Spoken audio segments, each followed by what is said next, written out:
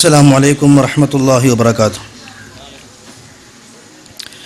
الحمد لله رب العالمين، الصلاة والسلام على رسوله الأمين محمد وعلى آله وأصحابه أجمعين، أما بعد، فأعوذ بالله من الشيطان الرجيم. يا أيها الذين آمنوا اتقوا الله حق تقاته ولا تموتن إلا وأنتم مسلمون. أعوذ بالله من الشيطان الرجيم.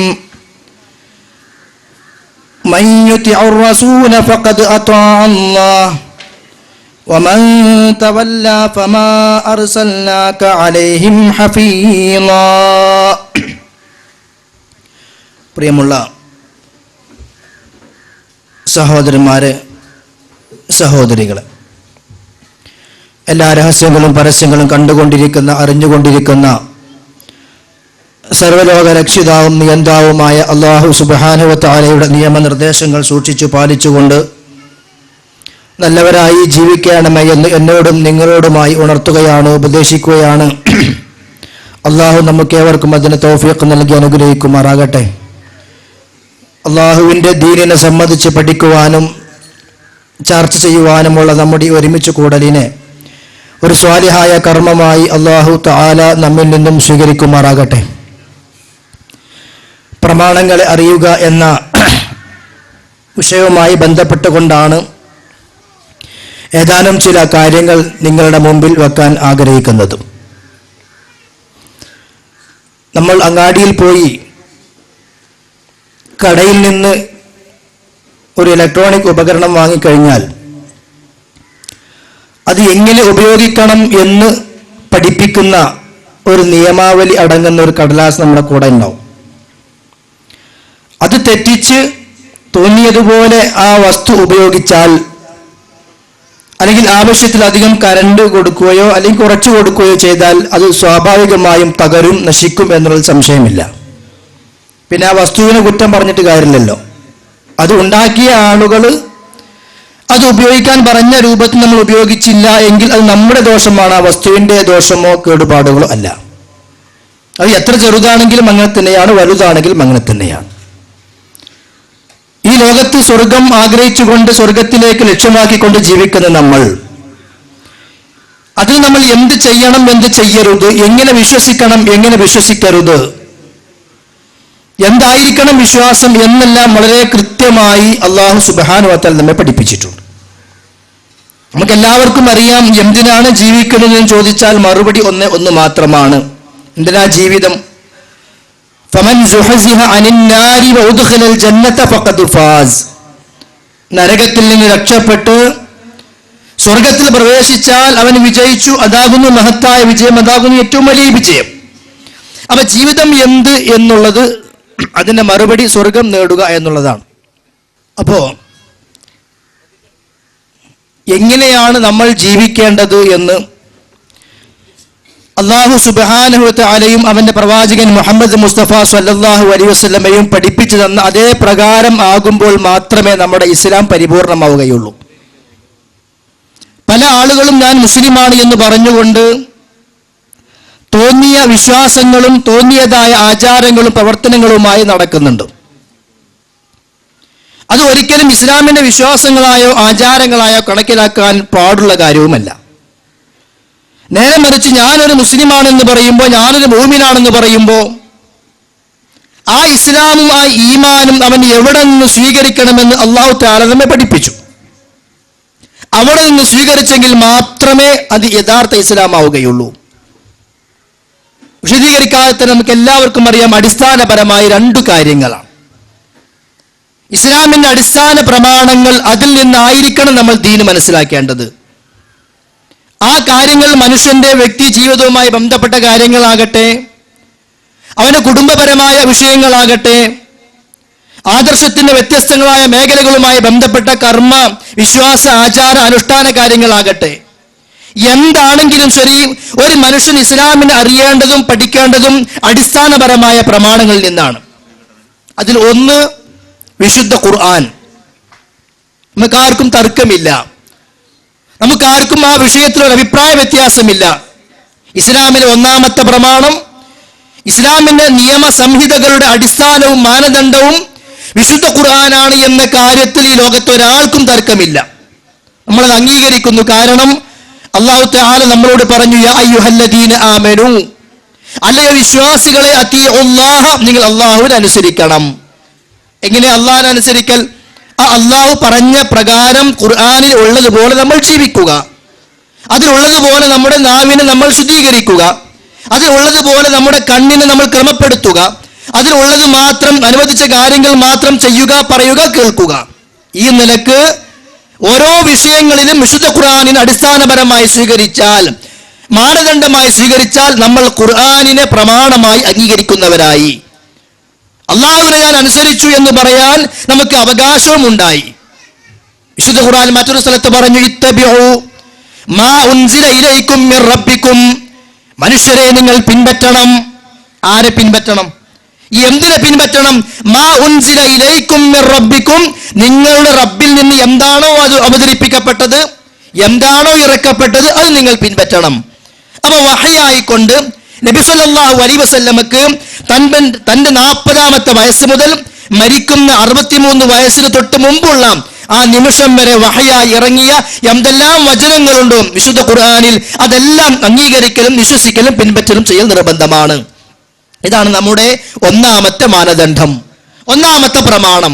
അതിൽ ഇന്ന് ലോകത്ത് വിശ്വാസികൾക്കാർക്കും തർക്കമില്ല, മുസ്ലിങ്ങൾക്കാർക്കും അതിൽ അഭിപ്രായ വ്യത്യാസവുമില്ല. എല്ലാവരും അതിനെ ഒരേപോലെ അംഗീകരിക്കുന്നു. എന്നാൽ അടുത്ത ഒരു പ്രമാണം, നബി സല്ലല്ലാഹു അലൈഹി വസല്ലമയുടെ വാക്കുകൾ, നബി സല്ലല്ലാഹു അലൈഹി വസല്ലമയുടെ പ്രവർത്തനങ്ങൾ, നബി സല്ലല്ലാഹു അലൈഹി വസല്ലമയുടെ അംഗീകാരങ്ങൾ എന്ന് പറഞ്ഞാൽ വിശുദ്ധ ഖുർആനിന്റെ വചനങ്ങൾ വിശദീകരിച്ചു കൊടുത്തുകൊണ്ട് ഈ ആയത്ത് കൊണ്ട് ഉദ്ദേശിക്കുന്നത് ഇന്നതാണ് എന്ന് പ്രവാചകൻ സല്ലല്ലാഹു അലൈഹി വസല്ലമ ചെയ്തോ പറഞ്ഞോ നമുക്ക് നൽകിയിട്ടുള്ള വിശദീകരണങ്ങൾ നമ്മുടെ മുമ്പിലുണ്ട്. അവക്കാണ് ഹദീസുകൾ എന്ന് പറയുക. അത് മറ്റൊരു പ്രമാണമാണ്. ഇവിടെയാണ് പല ആളുകൾക്കും അവഗണന സംഭവിച്ചുകൊണ്ടിരിക്കുന്നത്. ഈ ഒരു മേഖലയിലാണ് പലപ്പോഴും ആളുകൾക്ക് അപകടം സംഭവിച്ചുകൊണ്ടിരിക്കുന്നത്. ഖുർആനിനെ അംഗീകരിക്കുന്നു, അതിനെ പ്രമാണമായി സ്വീകരിക്കുന്നു എന്ന് പറയുന്ന ആളുകൾ തന്നെ പല നിലക്കും ഹദീസിനെ മാറ്റിവെക്കുന്ന ഒരു പ്രവണത കാണുവാൻ സാധിക്കും. എന്ന് പറഞ്ഞാൽ ചില ആളുകൾ തുറന്നു പറയും, ഹദീസ് വേണ്ട, ഖുർആൻ മാത്രം മതി, പ്രമാണമായി ഹദീസിന്റെ ആവശ്യമില്ല, ഖുർആൻ മാത്രം മതി എന്ന് പറയുന്ന ചേകനൂരികളായ ആളുകൾ നമ്മുടെ നാട്ടിലുണ്ട്. അതുമായി ബന്ധപ്പെട്ട് പ്രവർത്തിച്ച പല ആളുകൾ സമൂഹത്തിൽ കഴിഞ്ഞു പോയിട്ടുമുണ്ട്.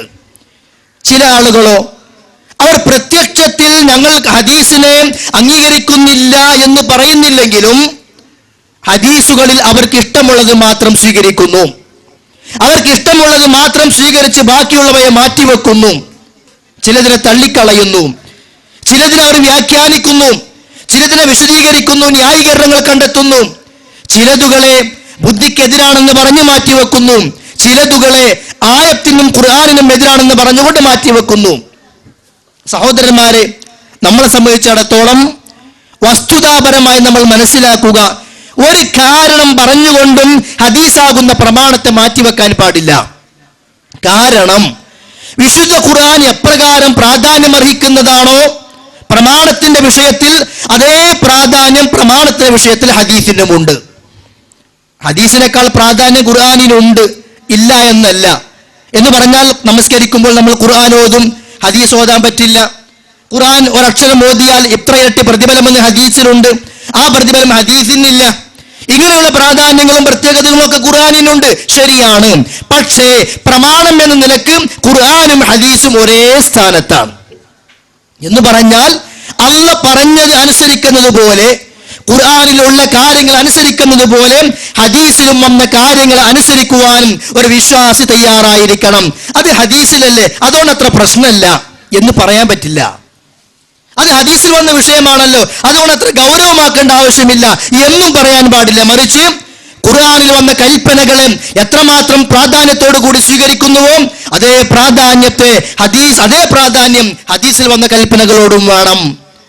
ഖുർആനിൽ വന്ന നിരോധനങ്ങൾ, അള്ള ഒരു കാര്യം പറയാ, ചെയ്യരുത് ഒരു വിഷയത്തെക്കുറിച്ച്, അത് പറയാൻ പാടില്ല, ചെയ്യാൻ പാടില്ല എന്ന നിരോധനം ഖുർആനിൽ വന്നാൽ നമ്മൾ എന്തൊരു പ്രാധാന്യം നൽകുന്നുവോ അതേ പ്രാധാന്യം ഹദീസിൽ വന്നാലും നാം അതിന് നൽകേണ്ടതുണ്ട്.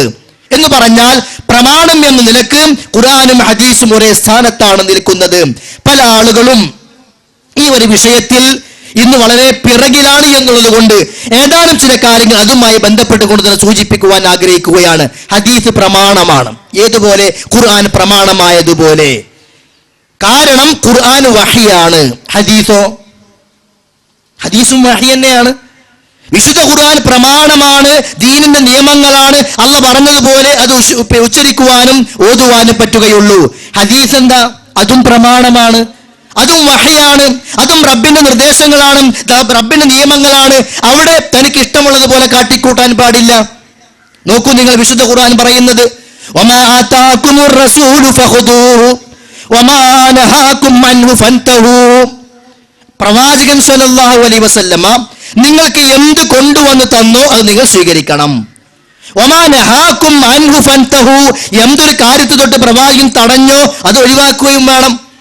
എവിടെ പ്രവാചകന്റെ കൽപ്പനകൾ, എവിടെയാണ് പ്രവാചകന്റെ നിരോധനങ്ങൾ? ഹദീസിലാണുള്ളത്. ഇത് പറഞ്ഞു തരുന്നത് ആരാ? ഖുർആനാണ്. അപ്പോൾ അള്ളാഹുവിന്റെ കൽപ്പനകൾ മാത്രമല്ല, അള്ളാഹുവിന്റെ നിരോധനങ്ങൾ മാത്രമല്ല, പ്രവാചകന്റെ കൽപ്പനകളും നിരോധനങ്ങളും നമ്മൾ സ്വീകരിക്കുകയും ഒഴിവാക്കേണ്ടത് ഒഴിവാക്കുകയും വേണം. ആരെങ്കിലും റസൂലിനെ അനുസരിച്ചാൽ, എങ്ങനെയാ സഹോദരങ്ങളെ റസൂൽ അനുസരിക്കുക? പ്രവാചകൻ ഇന്നത് ചെയ്തു, പ്രവാചകൻ ഇന്ന പോലെ നടന്നു, പ്രവാചകൻ ഇന്നതുപോലെ ഭക്ഷണം കഴിച്ചു, പ്രവാചകൻ ഇന്ന പോലെ സംസാരിച്ചു എന്നിങ്ങനെ ഹദീസിൽ കണ്ടാൽ അതേപോലെ നമ്മൾ സംസാരിക്കുക, അതേപോലെ ഭക്ഷണം കഴിക്കുക, അതേപോലെ നമ്മളും പുഞ്ചിരിക്കുക, അതേപോലെ നമ്മളും വസ്ത്രം ധരിക്കുക. ഇതൊക്കെ ചെയ്താൽ പ്രവാചകൻ അനുസരിക്കലായി. അപ്പൊ എന്താ വേണ്ടത്? ഹദീസ് സ്വീകരിക്കണം, ഹദീസ് പഠിക്കണം, അതിൽ തുറന്നു നോക്കണം, അതിൽ ഉള്ളത് അംഗീകരിച്ച് സ്വീകരിച്ചും ജീവിതത്തിൽ കൊണ്ടു നടത്തണം. അപ്പോൾ നമ്മൾ പ്രവാചകൻ അനുസരിക്കുന്നവരായി. അങ്ങനെ ആരെങ്കിലും പ്രവാചകൻ അനുസരിച്ചാൽ ഫഖദ് അത്വാ അല്ലാഹ്, അവൻ അല്ലാഹുവിനെ അനുസരിച്ചു. എന്താ മനസ്സിലാകുന്നത്? അള്ളാഹുവോടുള്ള അനുസരണം പരിപൂർണമാകുന്നത് പ്രവാചകൻ സ്വല്ലല്ലാഹു അലൈഹി വസല്ലമയെ അനുസരിക്കുമ്പോഴാണ്. അപ്പൊ പ്രവാചകനെയും പിൻപറ്റണം, പ്രവാചകനെയും അനുസരിക്കണം, പ്രവാചകന്റെ കാര്യങ്ങളും കേൾക്കണം എന്ന് അള്ളാഹുവാണ് നമ്മളോട് ആവശ്യപ്പെടുന്നത്. മാത്രവുമല്ല, നമ്മൾ പലപ്പോഴായി കേൾക്കാറുള്ളൊരു വചനം, സ്വാഭാവികമായും ആളുകൾക്കിടയിൽ അഭിപ്രായ വ്യത്യാസങ്ങൾ ഉണ്ടാകും. കാരണം മലക്കുകളല്ലല്ലോ, മലക്കുകളല്ലാത്തത് കൊണ്ട് എപ്പോഴും അഭിപ്രായ വ്യത്യാസങ്ങളും അതേപോലെ പ്രശ്നങ്ങളും ഒക്കെ ഉണ്ടായി എന്ന് വരാം. അത് ഉണ്ടാകൽ സ്വാഭാവികമാണ്. ഉണ്ടായാൽ പരിഹാരം എന്താ? എന്ത് ചെയ്യണം? എനിക്ക് എല്ലാ തരം സൗകര്യങ്ങളും ചെയ്തു തരുന്ന ആള് ആരാണോ അയാൾ പറയുന്നത് പോലെ ഞാൻ അങ്ങോട്ട് ചെയ്യട്ടെ എന്നാണോ? അല്ല. എനിക്ക് ഒരു അത്യാവശ്യം മോശമില്ലാത്ത ശമ്പളമൊക്കെ തന്ന് ഗൾഫിലേക്ക് വിസ തന്ന് കൊണ്ടുപോയവനാരോ അവൻ പറയുന്നത് ഞാൻ കേട്ടു നിൽക്കട്ടെ ആണോ? അല്ല. ഇതൊന്നുമല്ല നിങ്ങൾ ചെയ്യേണ്ടത്. അല്ലെങ്കിൽ എന്റെ ഉസ്താദ്, എന്റെ നേതാവ്, എന്റെ ഗ്രൂപ്പ്, എന്റെ സംഘടന അവരെന്ത് പറയുന്നു അത് അന്വേഷിക്കട്ടെ ആണോ? അല്ല, അതല്ല ചെയ്യേണ്ടത്. മഹാനായ പ്രവാചകൻ സ്വല്ലല്ലാഹു അലൈഹി വസല്ലം നമ്മോട് പഠിപ്പിച്ചു, സ്വഹാബത്തിനോട് പറഞ്ഞു കൊടുക്കുകയാണ്, മയ്യഅശ് മിൻകും ബഅദി, എനിക്ക് ശേഷം നിങ്ങൾ ജീവിച്ചിരുന്നാൽ ഒരുപാട് ഭിന്നതകൾ കാണാം, ഒരുപാട് അഭിപ്രായ വ്യത്യാസങ്ങൾ കാണാം. ഒരു കൂട്ടർ അത് പറയും, വേറൊരു കൂട്ടർ നേരെ തിരിച്ചു പറയുന്നു. ഒരു കൂട്ടർ അത് പറ്റില്ല എന്ന് പറയുന്നു, ഒരു കൂട്ടർ അത് പറ്റും എന്ന് പറയുന്നു, ഒരു കൂട്ടർ പാടില്ല എന്ന് പറയുന്നു, ഒരു കൂട്ടർ അനുവദനീയമാണെന്ന് പറയുന്നു. എന്താ ചെയ്യേണ്ടത്? ആരാണ് കൂടുതൽ എന്ന് നോക്കി പിന്നാലെ പോകലല്ല, ആരുടെ കയ്യിലാണ് ലെറ്റർ പേഡും സീലും എന്ന് നോക്കലല്ല. പിന്നെന്താ വേണ്ടത്? ഫഅലൈക്കും ബിസുന്നതി വസുന്നതിൽ ഖുലഫാഇർ റാഷിദീനൽ മഹ്ദിയീൻ. അപ്പോൾ നിങ്ങൾ ചെയ്യേണ്ടത് എന്റെ സുന്നത്ത് പരിശോധിക്കണം, ഹദീസ് പരിശോധിക്കണം. അതൊക്കെ ജനങ്ങൾ ഇങ്ങനെ കുറേശ്ശെ പരിശോധിക്കാൻ തുടങ്ങി. അപ്പോഴാണ് പറഞ്ഞത് അതിന് പരിശോധിക്കണ്ട എന്ന് പറയാൻ തുടങ്ങിയത്. ഇനി വല്ലാണ്ട് ഹദീസിന് പിന്നാലെ പോണ്ട, അത് ഹദീസ് സെമിനാറാ, എന്നാ നടത്താൻ പറ്റൂല, നടത്തിയവരൊക്കെ പുറത്താക്കും. ഇത് ഹദീസ് ക്ലാസ്സാ, പറ്റൂല, നടത്താൻ പാടില്ല, പ്രസംഗിച്ചവനൊക്കെ പുറത്താക്കും. എന്തുകൊണ്ടാ? ഹദീസ് അങ്ങോട്ട് പരിശോധിച്ചാൽ, ഹദീസ് അങ്ങോട്ട് പഠിച്ചാൽ ജനങ്ങൾ സ്വയം തീരുമാനിക്കും എവിടെയാ നിൽക്കേണ്ടത്. ഈ ലോകത്ത് വിവാദം ഉണ്ടാക്കേണ്ട ഒന്നുമില്ല സുഹൃത്തുക്കളെ. ഇസ്ലാമിൽ വിവാദം എന്ന് പറഞ്ഞ ഒന്നുമില്ല. ഒരുപാട് വിഷയങ്ങൾ വിവാദം നടക്കുന്നുണ്ടല്ലോ. റുഖ്യ ശർഇയ്യ വിവാദമാണ്, ജിന്നുബാധ വിവാദമാണ്, പിശാച് ബാധ വിവാദമാണ്, പ്രവാചകൻ സീർ ബാധിച്ചോ ഇല്ല വിവാദമാണ്. എന്തിനാ വിവാദാക്കുന്നത്? ആവശ്യമില്ല. ഖുർആൻ ഇങ്ങോട്ട് എടുക്കുക. ഉസ്താദ് എന്ത് പറയുന്നു എന്നല്ല, നേതാവ് എന്ത് പറയുന്നു എന്നല്ല, സെക്രട്ടറി എന്ത് പറയുന്നു എന്നല്ല, ഖുർആൻ ഇങ്ങോട്ട് എടുക്കുക. ബാധിക്കും എന്നാണോ അന്ന് പറഞ്ഞത്? ബാധിക്കും. പിന്നെ ഏത് ഹോജരാജാവ് ഇല്ല എന്ന് പറഞ്ഞാൽ നമുക്കെന്താ? ചിലപ്പോൾ ജോലി ഒഴിവാക്കി വരും. അള്ളാഹു തരും ജോലി, അല്ല തരും ശമ്പളം, അല്ല തരും റിസ്ക്. വമാ മിൻ ദാബത്തിൻ ഫിൽ അർളി ഇല്ലാ അലല്ലാഹി റിസ്ഖുഹാ വയഅലമു മുസ്തഖറഹാ വമുസ്തൗദഅഹാ കുല്ലുൻ ഫീ കിതാബിൻ മുബീൻ. അല്ല റിസ്ക് രേഖപ്പെടുത്താത്ത, അല്ല റിസ്ക് നിശ്ചയിക്കാത്ത ഒരാളും ഈ ലോകത്തില്ല. അതുകൊണ്ട് അന്നം മുടങ്ങും, റിസ്ക് മുട്ടിപ്പോകും എന്ന ബേജാറ് ആർക്കും വേണ്ട. സത്യത്തോടൊപ്പം നിൽക്കുക, ദീനിനോടൊപ്പം നിൽക്കുക, പ്രമാണത്തോടൊപ്പം നിൽക്കുക.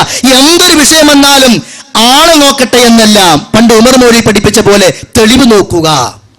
അതാ പറഞ്ഞത് ഹദീസിലേക്ക് മടങ്ങാൻ.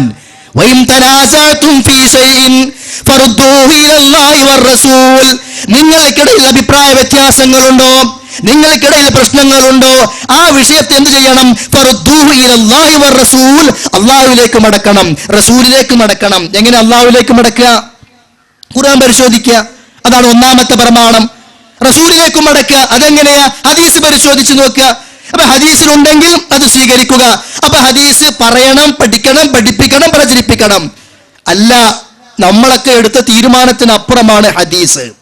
ഹദീസിൽ ഉള്ളതിന് വിരുദ്ധമാണ് നമ്മൾ എടുത്ത തീരുമാനം എങ്കിൽ അപ്പൊ ചില ആളുകൾക്ക് തോന്നുകയാണ് ഇപ്പൊ ചില കുട്ടിമൗലവിമാർ ചില ഹദീസുകളുമായി വന്നിരിക്കുന്നു. അത് കുട്ടിമൗലവിമാർ കൊണ്ടുവന്നതല്ല. ആള് വലുപ്പം വെക്കലൊക്കെ പടച്ചോന്റെ തീരുമാനമാണല്ലോ. ചിലവർ ഉയരം നീളം കൂടി എന്ന് വരും, ചിലവർ നീളം കുറഞ്ഞു എന്ന് വരും. അതുകൊണ്ട് ഹദീസുമായി വരുന്ന ആളുകൾ കുട്ടിമൗലവിമാർ എന്ന് പറഞ്ഞ് കളിയാക്കേണ്ട ആവശ്യമൊന്നുമില്ല. നമുക്ക് ഇഷ്ടമല്ലെങ്കിൽ നമ്മളങ്ങോട്ട് മാറി നിൽക്കാം. ഇതാണ് ഇവിടുത്തെ ഏറ്റവും വലിയ രോഗം. ഈ രോഗം ഇന്നോ ഇന്നലെ തുടങ്ങിയതല്ല. മഹാനായ ഉസ്മാൻ ഇബ്നു അഫ്ഫാൻ റളിയല്ലാഹു അൻഹുവിന്റെ മരണശേഷം, കൊലപാതകത്തിനു ശേഷം ഉണ്ടായ സിഫീൻ യുദ്ധം, അന്ന് മുതൽ തുടക്കം കുറിച്ച ഹദീസുകളോടുള്ള അവഗണനയും ഹദീസുകളോടുള്ള ഒരു തരം പുച്ഛ മനോഭാവവും ഇന്നും ആ രോഗം ആവർത്തിച്ചു കൊണ്ടേയിരിക്കുന്നു. ഖവാരിജുകളിലൂടെ തുടങ്ങി മുഅ്തസിലിയാക്കളിലൂടെ കടന്നു വന്ന്, ഷിയാക്കളിലൂടെ കടന്നു വന്ന്, അത് ഇന്ത്യ രാജ്യത്തേക്ക് വന്ന് അവിടെ സർ സയ്യിദ് അഹമ്മദ് ഖാനെ പോലെയുള്ള, അതേപോലെ മിർസ ഗുലാം അഹമ്മദുൽ ഖാദിയാനെ പോലെയുള്ള, പർവേസിനെ പോലെയുള്ള ഒരുപാട് ആളുകൾ ഏറ്റെടുത്തു, ഇന്ത്യയിൽ പ്രചരിപ്പിച്ചു. അത് കേരളത്തിലേക്ക് കടന്നു വന്നു. കേരളത്തിലേക്ക് എത്തിയപ്പോഴോ CN അഹമ്മദ് മൗലവി ഏറ്റെടുത്തു, ചേകനൂരി ഏറ്റെടുത്തു, അവസാനം അബ്ദുസ്സലാം ഏറ്റെടുത്തു.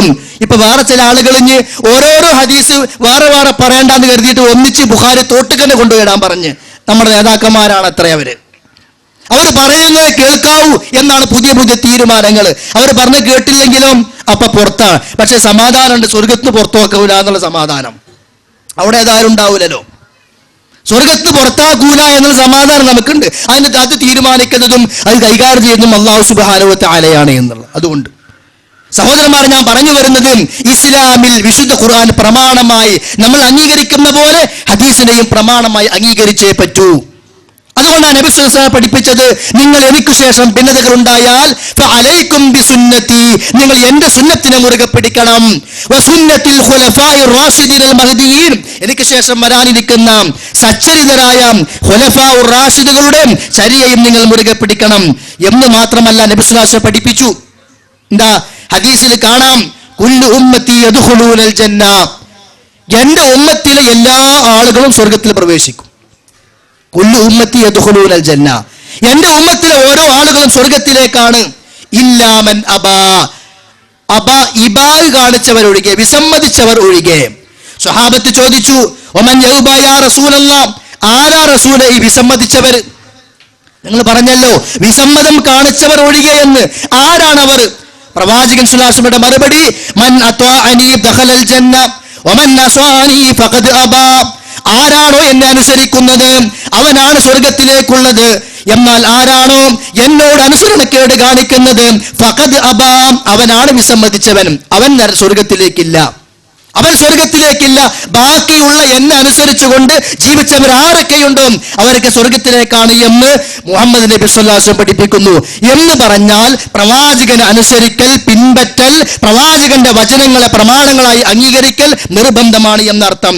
മറ്റൊരു ഹദീസിൽ കാണാം, വല്ലദീ നഫ്സി ബിയദിഹി, വല്ലദീ നഫ്സി ബിയദിഹി, അല്ലാഹു തന്നെയാണ് സത്യം, അല്ലാഹു തന്നെയാണ് സത്യം. ലൗകാന മൂസ ഹയ്യാ, മൂസ അലൈഹിസ്സലാത്തു വസ്സലാം ഇന്ന് ജീവിച്ചിരിപ്പുണ്ടെങ്കിൽ മാ വസിഅഹു ഇല്ലാ അയ്യത്തബിഅനി, എന്നെ പിൻപറ്റൽ മൂസാക്ക് നിർബന്ധമാകുമായിരുന്നു. അപ്പൊ മൂസാ നബി പോലും ഇപ്പോൾ ജീവിച്ചിരിപ്പുണ്ടെങ്കിൽ ആ മൂസാ നബി പിൻപറ്റേണ്ടതും അനുസരിക്കേണ്ടതും ആരുടെ നിയമങ്ങളെയാണ്? മുഹമ്മദ് നബി സ്വല്ലല്ലാഹു അലൈഹി വസല്ലമയുടെ നിയമങ്ങളെയാണ്, പ്രവാചകൻ പഠിപ്പിച്ചു പോയിട്ടുള്ള ഹദീസുകളെയാണ്. അപ്പോ ഖുർആനിലും ഹദീസിലും പ്രമാണം എന്ന നിലക്ക് നമ്മൾ ഒരിക്കലും വേർതിരിവ് കാണിക്കാൻ പാടില്ല. വിശുദ്ധ ഖുർആൻ ഒരു പരാതി പറയുന്നുണ്ട് ചില ആളുകളെ കുറിച്ച്. എന്താണെന്നറിയോ?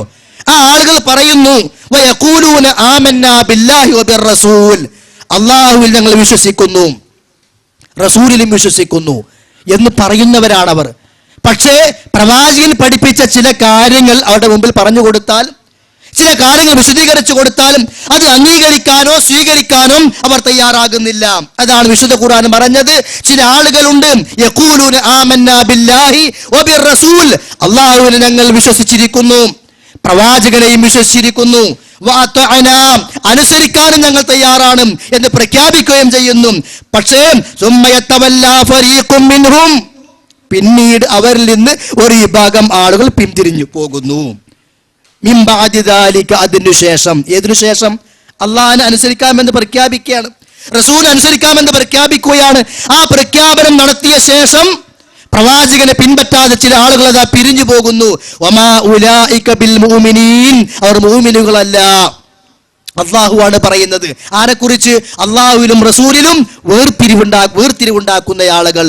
ഖുർആനിലുള്ളത് സ്വീകരിച്ചും ഹദീസിലുള്ളത് സ്വീകരിക്കാത്ത ആളുകൾ, അവരെ കുറിച്ചാണ് പറയുന്നത്. വമാ ഉലൈക ബിൽ മുഅ്മിനീൻ, അവർ മുഅ്മിനുകളല്ല. അതുകൊണ്ട് തന്നെ സൂക്ഷിക്കേണ്ടുന്ന, ഭയപ്പെടേണ്ടുന്ന ഒരു വിഷയം കൂടിയാണിത്. നബി സല്ലല്ലാഹു അലൈഹി വസല്ലമയുമായി ബന്ധപ്പെട്ടുകൊണ്ട് വിശുദ്ധ ഖുർആൻ നമ്മോട് പറഞ്ഞു സൂറത്തു നിസായിലൂടെ, വമൻ യുശാഖിഖിർ റസൂൽ, ആരെങ്കിലും പ്രവാചകന് എതിര് പ്രവർത്തിച്ചാൽ, മിൻ ബഅദി മാ തബയ്യന ലഹുൽ ഹുദാ, നേർമാർഗ്ഗം വ്യക്തമായ ശേഷം, ആളുകൾക്കറിയാം എന്താ സത്യം ഇന്നതാണ്, ഇവിടെയാണ് വിഷയം കിടക്കുന്നത്, ഇവിടെയാണ് വിഷയത്തിന് ഖാദറുള്ളത്, ഇതാണ് ഹദീസിൽ വന്നിട്ടുള്ളത് എന്ന് കൃത്യമായി ചില ആളുകൾക്കറിയാം. എന്നിട്ടും അവർ ആ പ്രവാചകനെതിരെ പ്രവർത്തിച്ചാൽ, ആ എതിരെന്തിനാ പ്രവർത്തിക്കുന്നത്? ഭൗതികപരമായ താല്പര്യങ്ങൾക്ക് വേണ്ടിയാണ്, ഭൗതികപരമായിട്ടുള്ള ലാഭങ്ങൾക്ക് വേണ്ടിയാണ്. താൻ ഇഷ്ടപ്പെടുന്ന ആളുകൾ അവരെ ഒഴിവാക്കാൻ കഴിയുന്നില്ല, അതുകൊണ്ടാണ്. പക്ഷേ ഇവരെക്കാൾ ഞാൻ സ്നേഹിക്കേണ്ടതും എൻ്റെ പ്രവാചകനെയാണ്, ഇവരെക്കാൾ എനിക്ക് കടപ്പാട് എൻ്റെ പ്രവാചകനോടാണ് എന്ന യാഥാർത്ഥ്യം ആ സഹോദരൻ പലപ്പോഴും മറന്നു പോവുകയും ചെയ്യുന്നു. അപ്പോ ആരെങ്കിലും സത്യം വ്യക്തമായിട്ട്, സത്യം ബോധ്യമായിട്ട് പ്രവാചകൻ എതിരെ പ്രവർത്തിച്ചാൽ എന്താ അല്ലാഹു പറയുന്നത്? നുവല്ലിഹി മാ തവല്ല, അവൻ പോണ വഴിക്ക് അവനെ നാം വിടും. അവൻ എന്താ ചെയ്യാന്നറിയില്ല, അവൻ എന്താ പ്രവർത്തിക്കാന്നറിയില്ല. അവന് തന്നെ അവന്റെ കാര്യങ്ങളെ നിയന്ത്രിക്കാൻ കഴിയാത്ത രൂപത്തിൽ തൊള്ളയിൽ തോന്നിയതൊക്കെ പറയുന്ന, തൊള്ളയിൽ തോന്നിയതൊക്കെ പ്രചരിപ്പിക്കുന്ന, തോന്നിയതിനെല്ലാം പ്രവർത്തിക്കുന്ന നിലക്ക് മോശമായ വഴിയിലേക്ക് നാം അവനെ പിരിച്ചുവിടുമെന്നാണ്. സഹോദരന്മാരെ, സംഘടനാ രംഗത്ത് പ്രവർത്തിച്ചു കൊണ്ടിരിക്കുന്ന നമ്മൾ ഒരുപാട് കാര്യങ്ങൾ കേട്ടു, ഒരുപാട് കാര്യങ്ങൾ അറിഞ്ഞു, ഒരുപാട് കാര്യങ്ങൾ ഇത് അനുഭവിച്ചു കൊണ്ടിരിക്കുന്നു. പല ആളുകളുടെയും നാവിലൂടെ വരുന്ന ആരോപണങ്ങൾ, പല ആളുകളുടെയും നാവിലൂടെ കേട്ടുകൊണ്ടിരിക്കുന്ന വർത്തമാനങ്ങൾ പലപ്പോഴും നമ്മൾ തന്നെ ചിന്തിച്ചു പോകാറുണ്ട്, എന്തേ പരലോക ജീവിതത്തെ ഇവർ ഭയപ്പെടുന്നില്ലേ എന്ന്. അത്രമാത്രം മോശമായ രീതിയിൽ. ഇപ്പൊ ഈ അടുത്ത് കേൾക്കാൻ കഴിഞ്ഞൊരു കാര്യം എന്താണെന്നറിയോ? ബഹുമാനനായ സക്കരിയ സ്വലാഹി അദ്ദേഹം ഒരു പ്രസംഗത്തിൽ പറയുന്നുണ്ട്, മയ്യത്ത് വീട്ടിൽ നിന്ന് എടുക്കുമ്പോൾ എല്ലാവരും അവിടെ കൂട്ടമായിട്ട് ദുആക്കലുണ്ടല്ലോ ഉസ്താദിന്റെ നേതൃത്വത്തിൽ, അത് പാടില്ല, അത് ബിദ്അത്താണ്, ചെയ്യാൻ പാടില്ല എന്നുള്ള സക്കരിയ സ്വലാഹിയുടെ പ്രസംഗത്തിന്റെ ഒരു ചെറിയ കഷ്ണം. പിന്നെ വേറൊരു പ്രസംഗം ബഹുമാനനായ ഹുസൈൻ സലഫിയുടെ, അതിലെന്താ ഉള്ളത്? മയ്യത്തിനെ കാണാൻ ചെന്നാൽ ആ മയ്യത്തിന്റെ മുമ്പിൽ നിന്നുകൊണ്ട് മയ്യത്തിന് വേണ്ടി പ്രാർത്ഥിക്കണം. എന്താണ്? അല്ലാഹുമ്മ ഗഫിർ, അല്ലാഹുവേ പുറത്തു കൊടുക്ക് ഈ മയ്യത്തിന് വേണ്ടി, എന്നിട്ട് ആ മയ്യത്തിന്റെ സ്ഥാനം നീ ഉയർത്ത്, അല്ലാഹുവേ ഞങ്ങൾക്കും മയ്യിത്തിന് നീ പുറത്തു തരണമേ എന്ന് പറയുന്ന മയ്യിത്തിന് വേണ്ടിയുള്ള പ്രാർത്ഥനയുണ്ട്. അത് ചൊല്ലണമെന്ന് പഠിപ്പിക്കുന്ന ഹുസൈൻ സലഫിയുടെ വേറെ പ്രസംഗം. എന്നിട്ട് രണ്ടും പാടെ ക്ലിപ്പാക്കി കൂട്ടിയിട്ട് പറയാണ്, കണ്ടോ മരണശേഷമുള്ള ദുആ ബിദ്അത്താണെന്ന് സക്കരിയ സലാഹി പറയുന്നു, സുന്നത്താണെന്ന് ഹുസൈൻ സലഫി പറയുന്നു. ഏതാണ് ശരി? എന്ത് തെറ്റിദ്ധരിപ്പിക്കലാണിത്? സക്കരിയ സലാഹി പറയുന്ന വിഷയം വേറെയാണ്. മയ്യിത്ത് എടുക്കുമ്പോൾ അവിടെ നിന്ന് വീട്ടിൽ വെച്ചുകൊണ്ട് ഉസ്താദിന്റെ നേതൃത്വത്തിൽ നടക്കുന്ന ആ കൂട്ടമായ ദുആ അത് ബിദ്അത്താണ്, ചെയ്യാൻ പാടില്ല. ഹുസൈൻ സലഫി പഠിപ്പിച്ചതോ അത് വേറൊരു കാര്യമാണ്. മയ്യിത്തിനെ സന്ദർശിച്ചാൽ ആ മയ്യിത്തിനെ കാണുന്ന ആളുകളോട് വെച്ച് പ്രാർത്ഥിക്കേണ്ടതുണ്ട്. അല്ലാഹുമ്മ ഗ്ഫിർ ലിഹാദൽ മയ്യിത്തി വർഫഅ ദറജതഹു ഫിൽ മഹ്ദിയീൻ വഖ്ലിഫുഹു ഫി അഖബിഹി മിനൽ ഗാബിരീൻ എന്ന് തുടങ്ങുന്ന പ്രാർത്ഥനയുണ്ട്. അതാണ് പഠിപ്പിച്ചത്. പക്ഷെ രണ്ടും പാടെ കൂട്ടിയിട്ടുകൊണ്ടും ഇതിൽ ഏതാണ് ശരി എന്ന നിലക്ക് ഫിത്ന ഉണ്ടാക്കാൻ മാത്രം ഇറങ്ങി തിരിച്ച ആളുകൾ. അതാ നാം പറഞ്ഞ് റസൂലിന്റെ വഴി അങ്ങോട്ട് വിട്ടാൽ, ആദർശം അങ്ങോട്ട് വിട്ടാൽ, സത്യത്തിന്റെ പാത അങ്ങോട്ട് വിട്ടുകഴിഞ്ഞാൽ പിന്നെ ഞാൻ എന്ത് പറയുന്നു, എന്ത് പ്രവർത്തിക്കുന്നു, എന്തിനു വേണ്ടി ജീവിക്കുന്നു എന്ന് പോലും മനസ്സിലാകാത്ത നിലക്ക് വളരെ മോശമായ വഴിയിലേക്ക് അള്ളാഹ് തന്നെ അവനെ തിരിച്ചുവിടും. അതിനെന്തേ മാർഗമുള്ളെന്നറിയോ? പ്രമാണത്തിലേക്ക് മടങ്ങുക. ഒരാൾക്കും പ്രാധാന്യം കൊടുക്കണ്ട, ഒരു വ്യക്തിക്കും പ്രാധാന്യം കൊടുക്കണ്ട, ഒരു ഗ്രൂപ്പിനും പ്രാധാന്യം കൊടുക്കണ്ട. കാരണം ഇന്ന് ഞാൻ മരിച്ചാൽ എൻ്റെ ഖബറിൽ മലക്കുൽ വന്ന് ചോദ്യം ചോദിക്കുമ്പോൾ നീ ഏത് സംഘടനയിലെ മെമ്പറായിരുന്നു എന്ന് ചോദ്യമല്ല. നീ KNM-ൽ നിനക്ക് മെമ്പർഷിപ്പ് ഉണ്ടായിരുന്നോ, അല്ലെങ്കിൽ SYS SSF-ന്റെ മെമ്പർഷിപ്പ് ഉണ്ടായിരുന്നോ, SIO-യിൽ മെമ്പർഷിപ്പ് ഉണ്ടായിരുന്നോ, ചോദ്യമല്ല. എന്തിനാ സംഘടനകളൊക്കെ? ദീനിൽ നിലനിർത്താൻ, ദീന് പ്രബോധനം ചെയ്യാൻ, അതിന്റെ സൗകര്യ ആവശ്യമാണ് സംഘടനകൾ. അല്ല ദീനിന്റെ ആശയങ്ങൾക്കെതിരായി സംഘടനകൾ വന്നാലോ പിന്നെ സംഘടനയെ അല്ല കെട്ടിപ്പിടിക്കേണ്ടത്, നമ്മൾ ആദർശത്തെയാണ്, പ്രമാണത്തെയാണ്. അതാണ് പ്രവാചകൻ സ്വല്ലല്ലാഹു അലൈഹി വസല്ലം നമ്മോട് പഠിപ്പിച്ചത്. അള്ളാഹുവിന്റെ റസൂലിനേക്കാൾ, ആ പ്രവാചകന്റെ വചനത്തെക്കാൾ വലുതായി ഒരാളുടെ വചനവും നമുക്ക് ഈ ലോകത്തില്ല. നമ്മുടെ ഈമാൻ പൂർത്തിയാകണമെങ്കിൽ, ഈമാൻ പരിപൂർണമാകണമെങ്കിൽ ഹദീസ് അംഗീകരിച്ചേ പറ്റൂ, ഹദീസിനെ പ്രമാണമായി സ്വീകരിച്ചേ പറ്റൂ. അപ്പോഴേ ഒരു വ്യക്തിയുടെ ഈമാൻ പൂർണ്ണമാവുകയുള്ളൂ. വിശുദ്ധ ഖുർആൻ പറയട്ടെ, ഫലാ വറബ്ബിക ലാ യുമിനൂന ഹത്താ യുഹക്കിമൂക ഫീമാ ശജറ ബൈനഹും. പ്രവാചകരെ, അവർ വിശ്വാസികളാവുകയില്ല ഏതുവരെ അവർക്കിടയിൽ ഉണ്ടാകുന്ന പ്രശ്നങ്ങളിൽ നിങ്ങളെ വിധികർത്താവായി സ്വീകരിക്കുന്നതുവരെ. നേതാവിനെ വിധികർത്താവാക്കലല്ല, ഞാൻ നിലകൊള്ളുന്ന സംഘടന, ഗ്രൂപ്പ് അവരെന്ത് പറയുന്നു എന്നല്ല, പ്രവാചകനെ വിധികർത്താവായി സ്വീകരിക്കണം എന്ന് പറഞ്ഞാൽ ഹദീസുകളിലേക്ക് മടങ്ങണം എന്നർത്ഥം. അങ്ങനെ പ്രവാചകന്റെ വചനങ്ങളെ, പ്രവാചകന്റെ കൽപ്പനകളെ വിധികർത്തൃത്വത്തിന് വേണ്ടി സ്വീകരിക്കാത്ത കാലം വരെ ഫലാ വറബ്ബിക ലാ യുമിനൂന, അവരാരും വിശ്വാസികളാവുകയില്ല.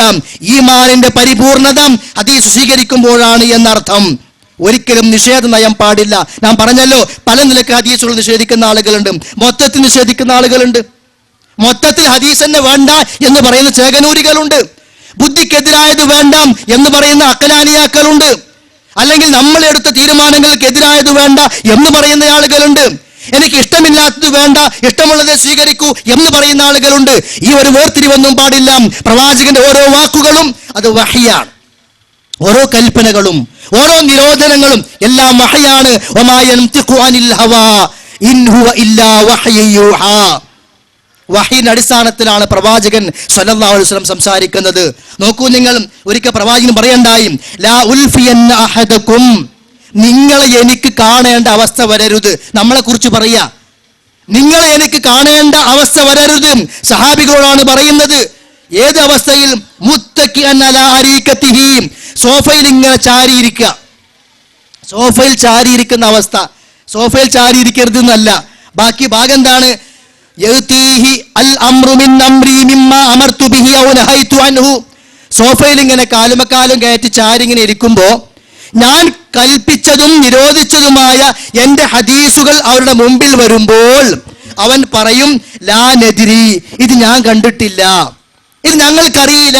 മാ വജദ്നാ ഫീ കിതാബില്ലാഹി ഇത്തബഅനാഹു, ഖുർആനിലുണ്ടോ ഞങ്ങൾ സ്വീകരിക്കും, ഖുർആനിലുണ്ടോ ഞങ്ങൾ പിൻപറ്റും എന്ന് പറഞ്ഞുകൊണ്ട് എൻ്റെ കൽപ്പനകളെയും നിരോധനങ്ങളെയും മാറ്റിവെക്കുന്ന ആളുകൾ, ആ കൂട്ടത്തിൽ നിങ്ങൾ പെട്ടുപോകരുതേ എന്ന് നബി സല്ലല്ലാഹു അലൈഹി വസല്ലം താക്കീതാണ്. ആരെക്കുറിച്ചായി പറഞ്ഞതെന്നറിയോ? സോഫയിൽ ചാരിയിരിക്കുന്ന ആളുകൾ ദുനിയാവിൻ്റെ സുഖങ്ങളും ദുനിയാവിൻ്റെ സന്തോഷങ്ങളും ദുനിയാവിൻ്റെ ആർഭാടങ്ങളും സൗകര്യങ്ങളും ഒക്കെ കൂടി കൂടി വരുമ്പോൾ ചിലപ്പോൾ തോന്നിപ്പോകും ഈ ഹദീസ് പരിഷ്കാരത്തിനെതിരാണ്, ഈ ഹദീസ് എന്റെ സുഖത്തിന് എതിരാണ്, ഈ ഹദീസ് എന്റെ ചില താല്പര്യങ്ങൾക്ക് നഷ്ടമാണ്, അതുകൊണ്ട് ഞാൻ ആ ഹദീസ് മാറ്റി വെക്കട്ടെ എന്ന് ചില ആളുകൾക്കൊക്കെ തോന്നി എന്ന് വരാം. ഇപ്പൊ പലരും AC റൂമിനകത്താണ്, പലരും തിരിയുന്ന കസേരകൾക്കുള്ളിലാണ്. അപ്പൊ പലർക്കും പലതും തോന്നി തുടങ്ങിയിട്ടുണ്ട്. നിങ്ങൾക്ക് ഓർമ്മയുണ്ടോ ബഹുമാനനായ KP മുഹമ്മദ് മൗലവി? അദ്ദേഹം കോഴിക്കോടുള്ള മുജാഹിദ് സെന്ററിന്റെ ഓഫീസിൽ ഏത് ലിഫ്റ്റ് കയറിപ്പോയി AC-യിലിരുന്ന് ഈ പറഞ്ഞ ചാരുകസൽ ഇരിക്കണ KP ആയിരുന്നില്ല. മരത്തിന്റെ കോണി, പടികളാൽ ഉണ്ടാക്കപ്പെട്ട കോണി, അത് കയറിപ്പോയി ഒരു റൂമിൽ ബഹുമാനനായ KP മുഹമ്മദ് മൗലവി ഇരുന്നിരുന്നു. മരത്തിന്റെ കസേര, മരത്തിന്റെ മേശ, മുകളിൽ ഒരു ഫാൻ ഉണ്ടായിരുന്നു. അത് കറങ്ങാൻ തുടങ്ങിയാൽ കറ കറ കറ ശബ്ദം വന്നിരുന്നു. അങ്ങനെ ശബ്ദ കോലാഹലങ്ങളോടുകൂടി ശരിയായ ആശ്വാസം പോലും ലഭിക്കാത്ത നിലക്ക് ആ മേശയുടെ താഴെ ഇരുന്ന് കസേരയിലിരുന്നു കൊണ്ട് ഈ പ്രസ്ഥാനത്ത് നയിച്ച ബഹുമാനനായ KP മുഹമ്മദ് മൗലവി ആ കോണിപ്പടി, മരത്തിന്റെ കോണിപ്പടി ഇറങ്ങി വരും. എപ്പോഴെന്നറിയോ? രാത്രി 11:15 ഈ തലശ്ശേരിയിൽ നിന്ന് 9:40 പോകുന്ന മലബാർ എക്സ്പ്രസ് കോഴിക്കോട് 11:15 പുറപ്പെടും. എങ്ങോട്ടാ? തിരൂരിലേക്ക്. 12:10 തിരൂരിലെത്തും. ബഹുമാനനായ KP വണ്ടിയിൽ നിന്നിറങ്ങും. തിരൂരിൽ നിന്ന് വളവന്നൂരിലേക്ക് നടന്നു പോവുകയാണ്. ആ വളവന്നൂരിൽ നിന്ന് പിറ്റേ ദിവസവും ഇതാ വീണ്ടും ഇങ്ങോട്ട് നടന്നു വരുന്നു തിരൂരിലേക്ക്.